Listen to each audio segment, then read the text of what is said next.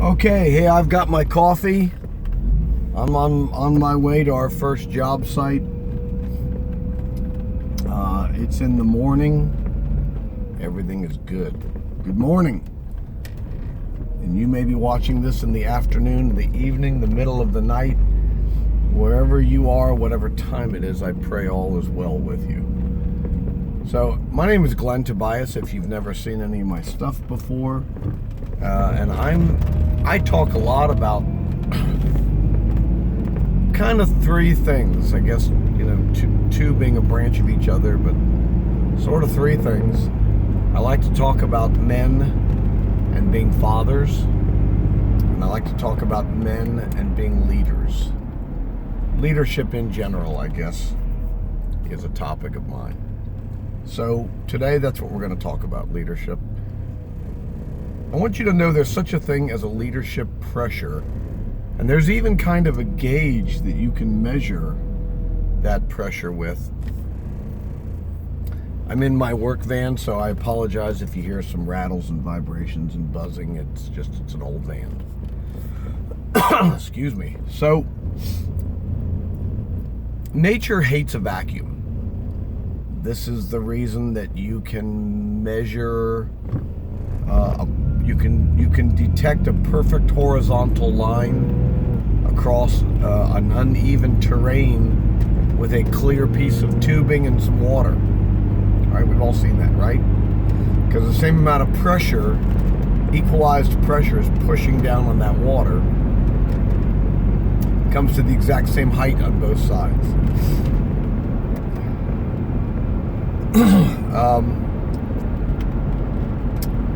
This is the reason that you could drop a Christmas tree ornament to the Marianas Trench.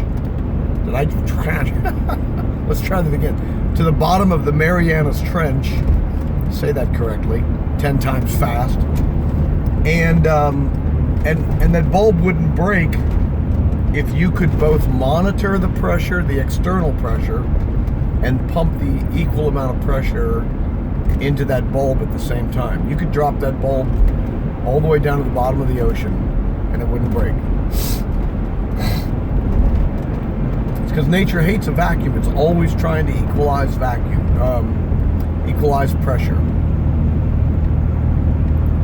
So this actually applies in the world of psychology. It applies in personal relationships. It applies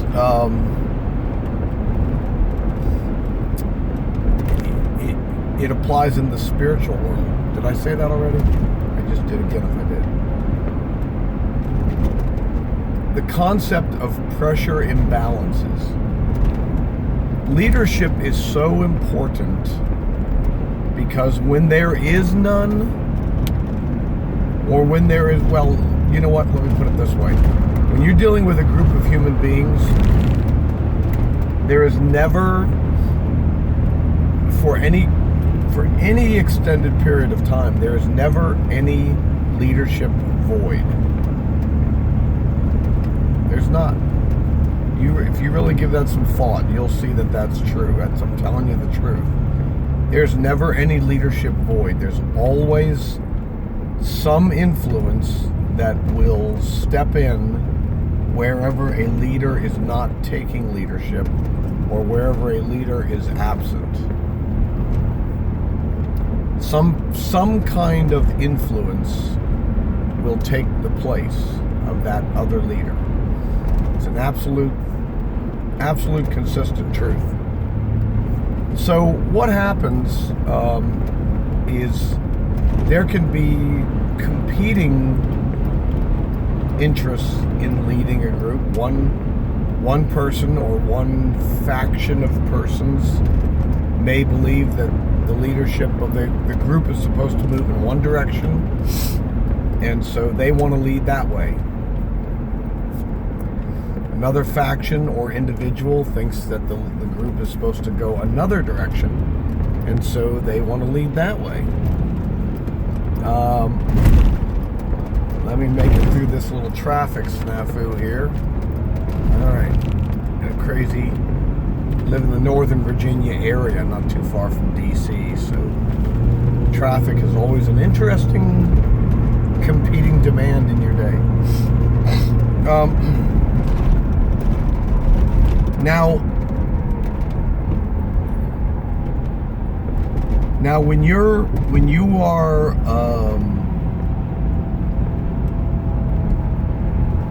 I'll have to cut this part out because it's taken too long. Now look, you can tell. First of all, you got to have some leadership vision, but that's for another talk. You can tell what level of influence, what kind of pressure you're exerting. Either adequate pressure, enough to just toe the line, hold the mark, hold the line, whatever phrase fits best for the way you're thinking of that. You may not be exerting adequate leadership pressure because you're having no influence. Or you may be able to exert enough leadership pressure that you are driving an organization in the direction that you believe it should go, that you believe is in the best interest of the organization and in the best interest of the individuals in the organization.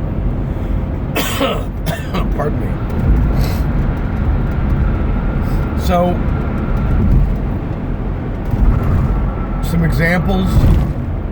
You're leading an organization and you feel it would be better for some of the team leaders to get along better.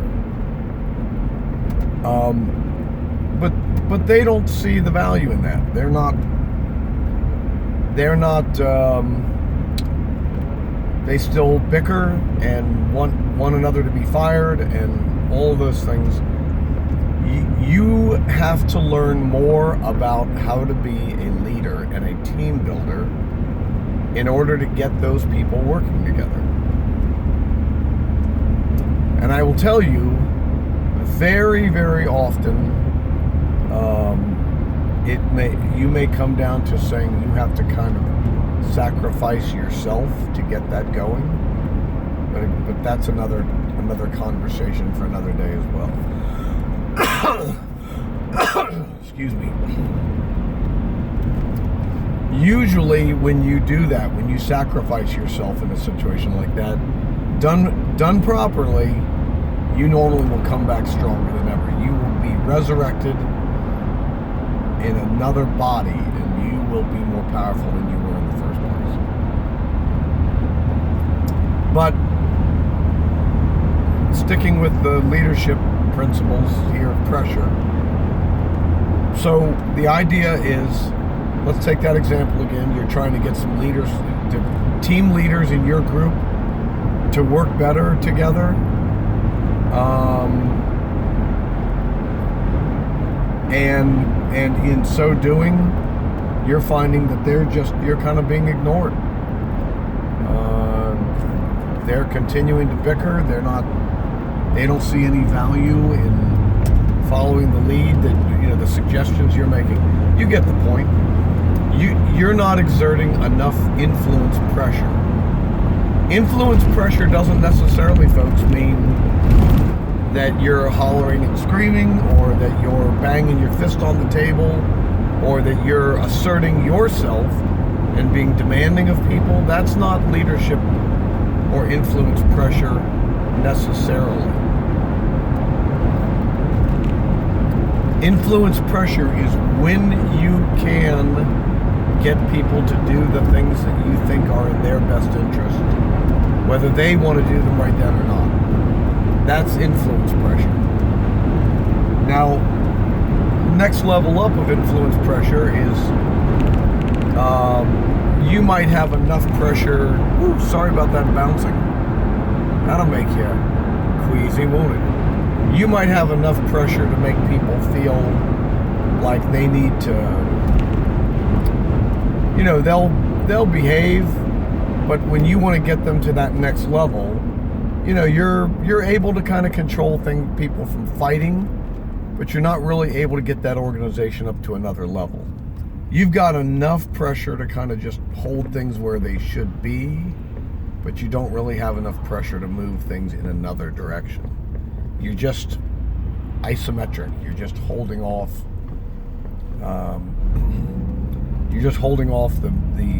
The external pressures. Everything's equalized. That's good enough for a manager. It's okay. But real leadership is when you have the kind of influence pressure that you can see a vision of what's best for that organization. You can communicate that vision and you can move that organization in that direction. You have the kind of pressure to achieve that. You can exert that kind of pressure. Again, when I say pressure, I'm not talking about leaning on people. I'm talking about an abstract concept that by nature of who you are, by virtue of who you are, you're able to you're being who you are. You're influencing people, and that's exerting a pressure that's moving a group in a direction. It's a very important concept, your leadership pressure gauge, and you can begin to monitor it. And now that you're aware of it, you can begin to commit to observing it on a regular basis. And if you find, you know what, I'm not getting the kind of movement I want to get, well, then you start talking to people that you think are great leaders. Ask them to mentor you a little bit, or at very least, have a coffee or a lunch with you, and then you be prepared. Don't meet with them and say, I want to be a leader. Meet with them and have a specific list of questions and some case studies, some examples, so that you can make great use of that person's time. They're going to appreciate that. If you manage to get a second meeting with them, what I want you to do is take your notebook back with you. Now, this will impress them, and this will get them more interested in investing more time coaching you up in your leadership skills. If you go to them and say, open your notebook and say, these were my questions last time. This is what you said. Here's what I've done. What's next? You'll hook that leader. They will want to spend time with you on a regular basis. They'll be happy to mentor you. They may want to hire you. All right, enough of that for today. That was way longer than I wanted it to be, but it's important stuff. And I don't script these ahead of time, as you can tell. We just go for it. So, my name is Glenn Tobias. I'm working on a website, thereturnofman.net. As our society around us is going through monstrous changes, one of the most important things that I feel I can do at this stage of my life is to help rebuild the mentality, the image of men, and the process of becoming a man, helping men recapture that and discovering it again, rediscovering that. So that's what the Return of Man is all about. And I hope you've enjoyed being with me. Thanks for watching. Have a great day. Oh, by the way, if you would subscribe, and then a thumbs up, like the video, that would be very helpful to me. Thanks. Have a great day. Bye-bye.